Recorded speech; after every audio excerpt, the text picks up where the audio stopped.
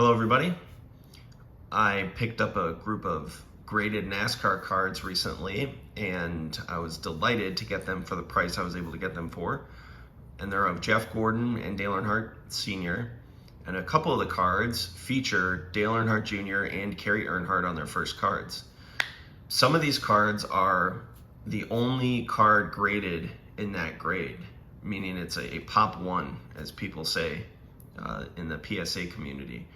And I was pretty happy to get them. And at their $50 card, the economy card level is $50 per card.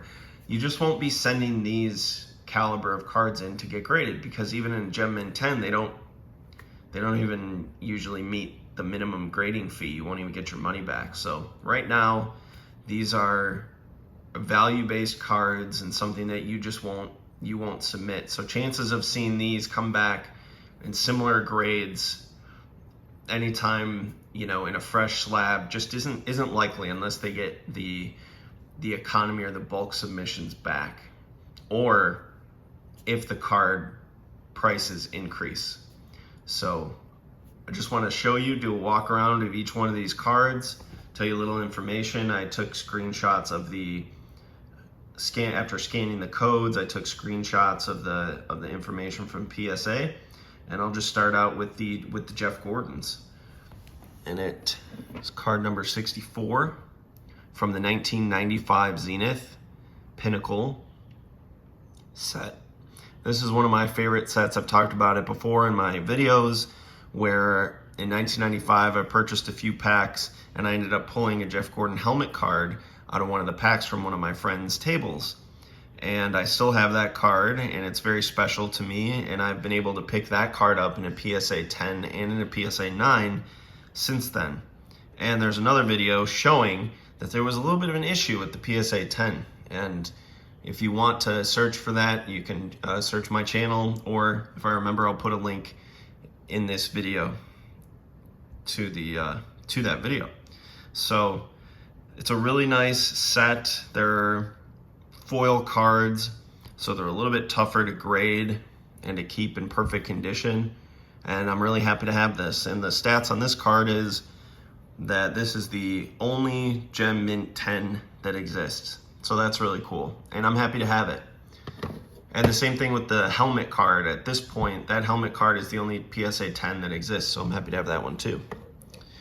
And there were quite a few Jeff Gordon and Dale Earnhardt cards in the 95 and 96 Zenith, and rightfully so. They were really going toe-to-toe for it. In 95, Jeff Gordon won his first championship. Dale Earnhardt won the championship the previous 2 years, 93, 94, and they were just going back-to-back, head-to-toe. And Jeff Gordon, kind of took over. And let's see. So this is card number 81. This is also a Pop 1. It's the only one graded in a 10, and that's really cool. The foil on the cards is very volatile. You can damage it very easily just pulling it out of a pack. Most of the packs are very stable. When you open the Zenith packs, and I've mentioned this before, it almost feels like the type of pack that they put them in, there's almost like a moisture to it. It's not. And it just feels that way. If you've opened the Zenith packs, you know what I'm talking about, or if you've paid attention to that fact, then you know what I'm talking about. And this is card number 82. And this is also the only 10 that has been graded of this card. And they're just really beautiful. Pinnacle, Zenith, they made great sets back then. And then we have his hauler card, which is not the most exciting, card number 51, and it's still a Jeff Gordon card, and it's foil, and it's hard to get in a perfect grade, and this is also the only one graded in Gem Mint 10, which is really cool, and I'm really happy to have it. I was a Jeff Gordon fan. Let's see. I liked his car. I liked the colors of his car when I went to my first race, 93, and then 94, and there's just a lot of talk about him. And when I watched the awards banquet at the end of the year, he won Rookie of the Year, and he said and a lot, and I remember I counted the number of times he said in his award speech, and I believe, if I remember correctly, it was 61 or 62 times. It was in the 60s, and I remember it just being, I don't know why I was paying attention to that. That's just the way my brain works, and it really just stuck out to me. And since then, he got a lot, immediately he got a lot better, or the following year. So anyway, I was a Jeff Gordon fan for a few years. I really liked a lot of different drivers. I liked Davey Allison, Rusty Wallace, Ernie Irvan, Jeff Gordon, and my dad was a former Jack Roush employee, so he always pulled for Mark Martin and the other Roush drivers, mostly Mark Martin. The other ones, he didn't get a lot of cheering going when we'd be at the races for other drivers. He was mostly pulling for Mark. And so, and I was never really, a Dale Senior fan. For some reason, I went to Talladega for my first race, and he, tapped Rusty Wallace, and Rusty Wallace flipped over. As the white flag comes out, one more lap to go, and Martin is way up high and hits the wall and shoves Rusty down to the middle of the track. Man, oh man. And Irvan is there, right on Earnhardt's bumper, and Irvan goes to the inside of Dale Earnhardt. And the white flag is out. Here comes Mark. He's going with Ernie. Spencer going on the inside as well. Irvan has the lead as they go down the backstretch. Jimmy Spencer fans out to 3 wide. Rusty Wallace goes 4 wide. Here they come. Irvan, Earnhardt is off pace. He might be running low in gas. Dale Jarrett trying to get through. He's moved into a battle for 3rd position. Earnhardt apparently is running out of gas in the turn. He's shuffled way back. Here they come off the 4th corner. Ernie Irvan leads them down now. Is he going to win the Winston 500? Jimmy Spencer is second. They come through the tri-oval. Checkered is waving. Ernie Irvan wins, and Rusty spins. Wallace spins. Wallace's car goes on its nose. It barrel rolls 3, 4, 5, 6, 7, 8, 9 times down the main straightaway, comes to a rest on its wheels, looking so similar to the problems that he had at Daytona. There was this commentary that was going on about how he was such a rough driver and an intimidator and mean and rude, and and it looked that way. My entrance into the sport, and it just seemed he was that, and that wasn't the way that I behaved, or that wasn't my personality, and I didn't necessarily like that. So I wasn't so much rooting against him as I just was not rooting for him. And I was still aware of how great he was, and it was amazing to watch Talladega, the way the fans would go nuts when he would take the lead, and the way he would take the lead. And on my Instagram, and I've posted pictures of some of the photos that I took Talladega in 1994, and it was undeniable. If you weren't, it's similar to other sports. I was from Michigan, so I was a Pistons fan, and the Bulls and the Pistons had a rivalry there for a while. Right here, no question about the giveaway. Davis trying to hold on initially. Who gets Sally up in the air, and that, I don't know, the extra hog tie. Threw it away, and out of there is Jordan. He's got Paxson and Davis with him. He doesn't need him. Tell me if you think this is a foul, folks. Think there's a little contact there. Let's watch it from a different angle. No foul being called in this play. Michael turns around. He can't believe it. There goes the tongue flying, and there goes the man himself flying. Lane Beer has no chance. Look at, boom, body, arm, no foul. And so it's not like I didn't like Michael Jordan, or it's not like a Pistons fan can't like Michael Jordan and appreciate Michael Jordan, which that's Dale Earnhardt. Dale Earnhardt is the Michael Jordan of NASCAR, in my opinion. And you still respect it, and you appreciate it, and you understand greatness when it's happening in front of you. And it was just such an incredible thing to see, and an incredible thing to experience, the way that the fans would go nuts when he would crash. All those frustrating years for Earnhardt. So close, so many times when it should have been his, and it wasn't. And for Jeff Gordon, he's doing this for someone else. Here goes the pass. Gordon making a move on the inside of Earnhardt. Oh, Jarrett's loose. Down the back straightaway. Big trouble. Earnhardt out. Up and over, number 3. And for the 19th time, Lady Luck deals a bad hand. Air just pushed Earnhardt over into the outside wall. Dale Jarrett couldn't get slowed down quick enough, bumped Earnhardt. Then Ernie Irvan It was a chain reaction type deal, goes right under Earnhardt. I thought they were back there ready to load that car on the wrecker. I thought that's what we was waiting on, and first thing I knew, Dale Earnhardt was driving it down pit road. And this is the story of the Daytona 500. You're in the pits. Car number 3, Earnhardt, and Dick Berggren is there. What a pile of grit. Earnhardt is in the car. He's barking instructions to the crew. They're trying to tape the left rear fender on. It's barely hanging on. They're taping the hood on. The roll cage has been sandpaper. NASCAR apparently has declared he must have a spoiler, so they're going to now try to get the back deck on the car. There's nothing mechanical holding it on. They're going to have to tape it on. This thing is so beat up. If Earnhardt can make one lap or two, it's an absolute miracle. He's obviously okay behind the wheel. Well, here he is, a 7-time champ. Dale, I can't believe we're having this conversation again. You got out of the car after flipping and you got back in. What went through your mind through all of that? Well, I just wanted to get back in the race and try to, make laps, and we're running for a championship. And when he would take the lead or win the race. The Intimidator is scraped and beaten on the right side, but he will not be denied. Mr. Restrictor Plate knows there are 2 laps to go. Earnhardt climbs on the high side of Bobby Labonte. Wow. You see him motioning. He's motioning the 55 car of Kenny Wallace to give me a bump. Come on, Kenny, give me a shove. And Earnhardt is going for the lead. And listen to this crowd of 170,000 strong.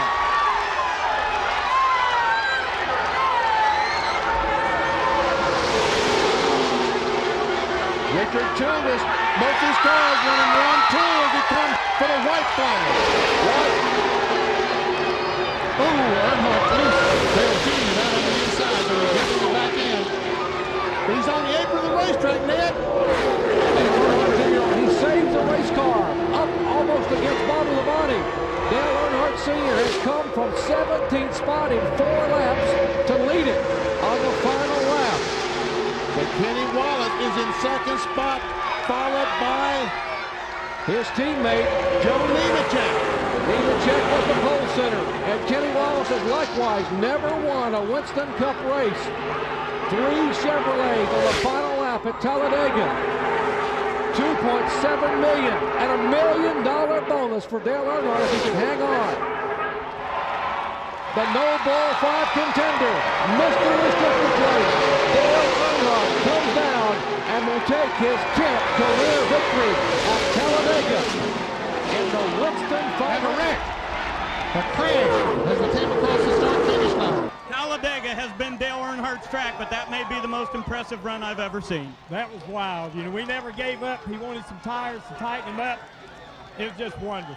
Today, he will win the $1 million bonus and the lion's share of a record $2.7 million purse.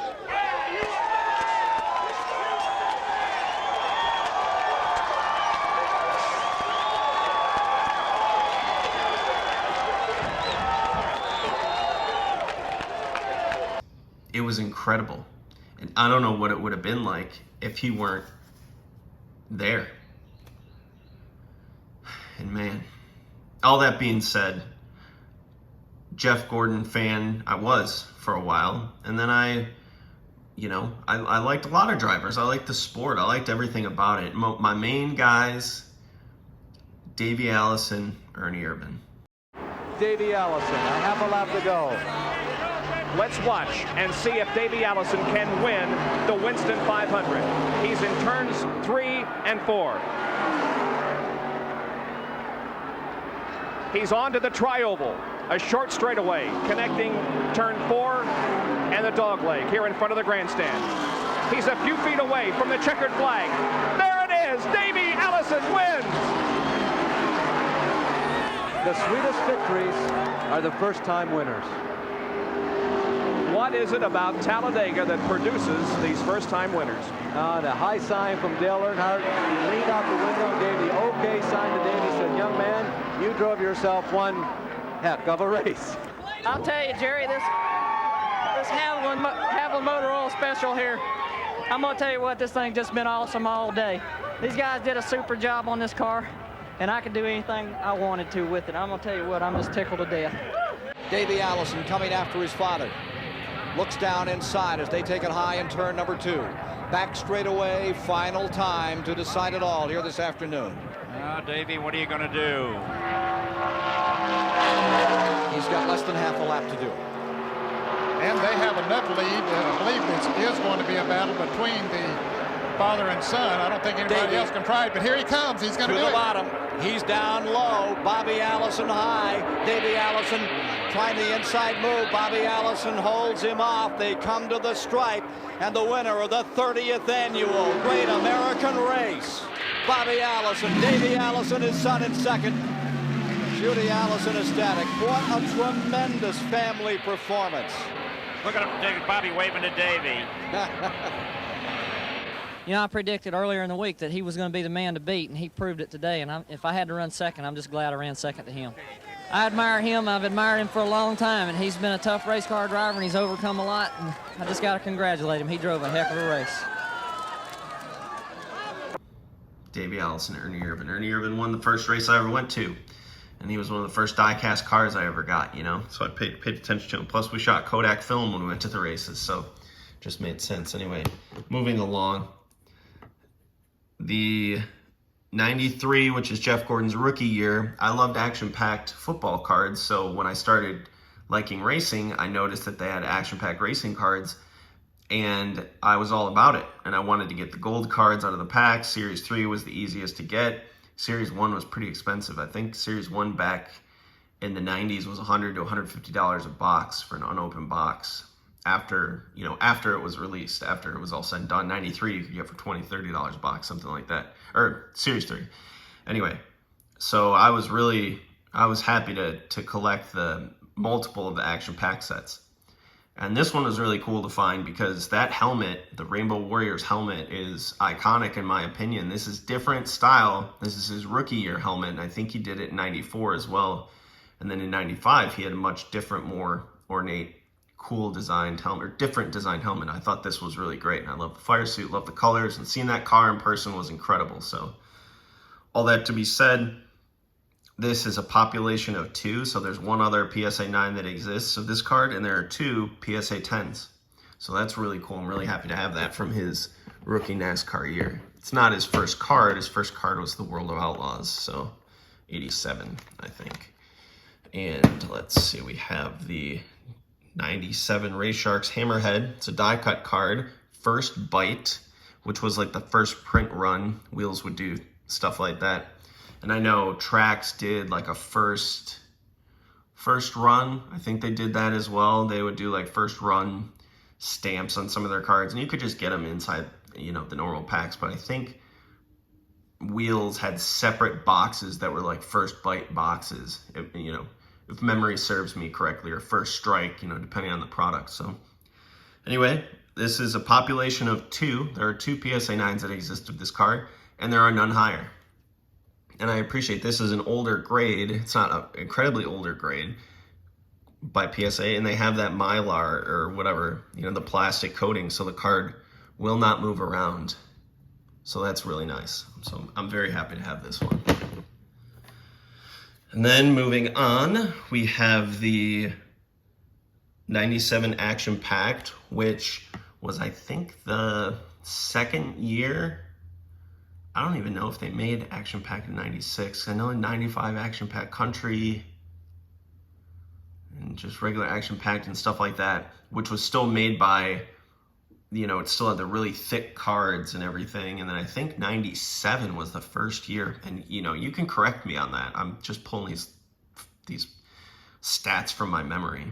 And they went to a much, when Pinnacle bought them, they went to a much, they still did an embossed card, yet it was just a single side embossed. Whereas the older action packs were like double thickness, it was like 2 cards folded over together to create that encapsulated embossed card. And so this is a really cool one. I like this shot of Jeff Gordon. He won his second championship in 1997. He won the Daytona 500. There are 2 PSA 9s, so this is one of them, and there's 1 PSA 10, which is really cool. So I'm really happy to have this one. And then Upper Deck, which I think is going to be the place where the stick and ball folks kind of cross over. They'll go with the Upper Deck products and the Panini products and kind of cross into NASCAR whenever that happens, if that happens. And then they'll discover, the rest of it in Press Pass and Max and all that stuff. So this is a 99 Upper Deck Victory Circle product. I thought these were always really cool and really hard to get in good condition because that edge is like a foil edge. And just opening the packs, you would get some damage and a lot of rounded corners. They're very volatile cards, so I'm really happy to have this one in a PSA case. And there's only one. This is the only 9 that exist of this, and none are higher. So that's really cool. And then moving on to, let's see, number 274, which is the Dale Earnhardt and Sons. This is Dale Earnhardt winning the Coca-Cola 600, yeah. And he's with Kerry here and Dale Jr. here. And they're the two of them. That's the first time they're ever on a trading card. And they have 94 Optima and Wheels High Gear cards. And this is the first time they're ever on a card. And there's also a action-packed card with a similar photo. And it was different, it was clear that the photographers were in victory lane at this point. So, near each other. So this is really cool. This is the only 8.5 with 3 graded higher. So that's cool. And I don't know if they're just Gem 9s or Mint 9s or Gem Mint 10s that are higher. And that would be nice to have a Gem Mint 10 of this. And, I don't like how the cards can move around inside these cases. I just don't like it. And maybe that's par for the course for some people and they're okay with it. I just don't like the movement. If I put a card in a penny sleeve and in a top loader, I feel like I have less of a chance of damaging it than if it's in the holder where the card moves around. My opinion. So I'm happy to have that in 8.5. And then in a near mint 8, there are, oh wait, did I say? Yeah, there's only one 8.5 and 3 are higher. So this is a 8, so it's half a grade lower, and there are 5 of these with 4 higher. So one of the 4 being this one right here. So there it is, really cool.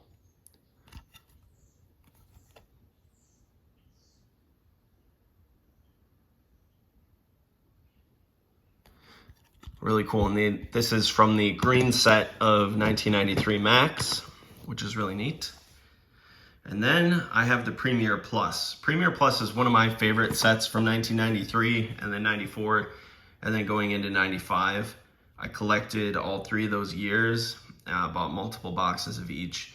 And I loved the cards because they had a coating that allowed the Sharpie marker to really grab onto the surface. And I thought the cards were really cool looking. They were like a chromium card, similar to Topps Finest at the time, which also came out in 93.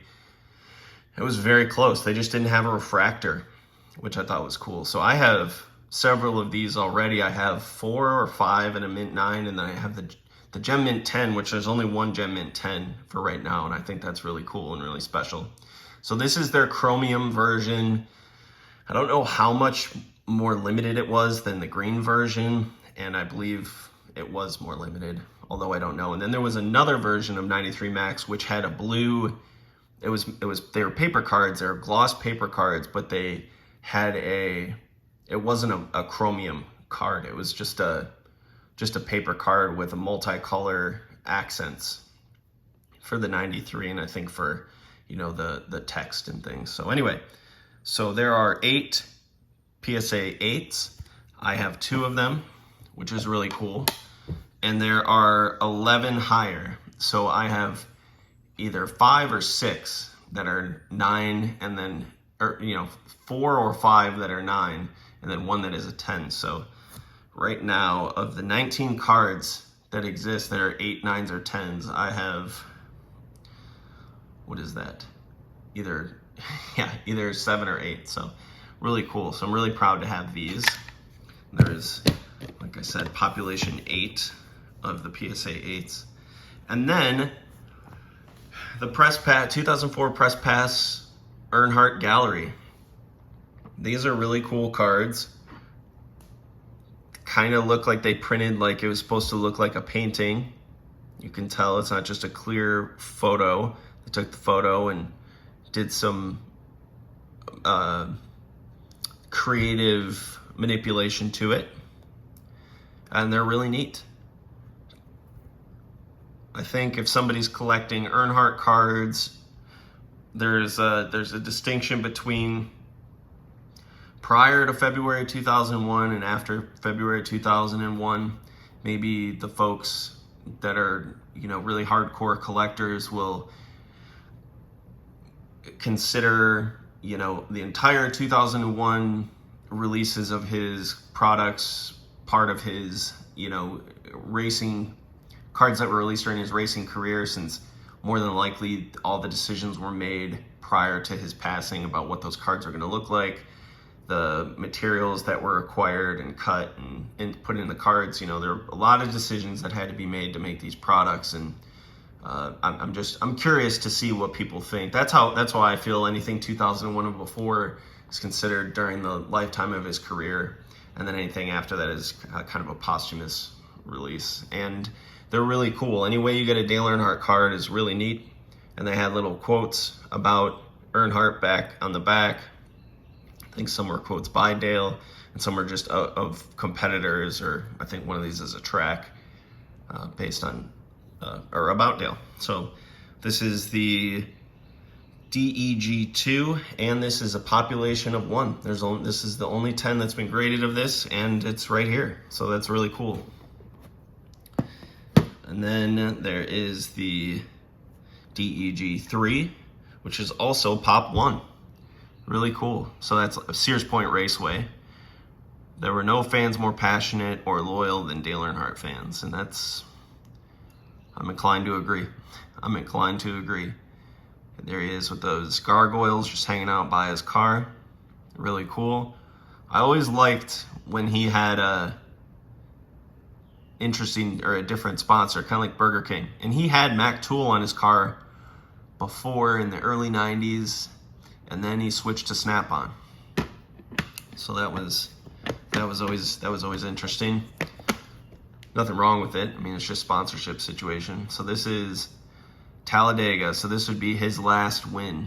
And this is also the DEG 10. This is also population of 1. So this is the only 10 of this card that exists. I'll apologize to them after they get me to the front.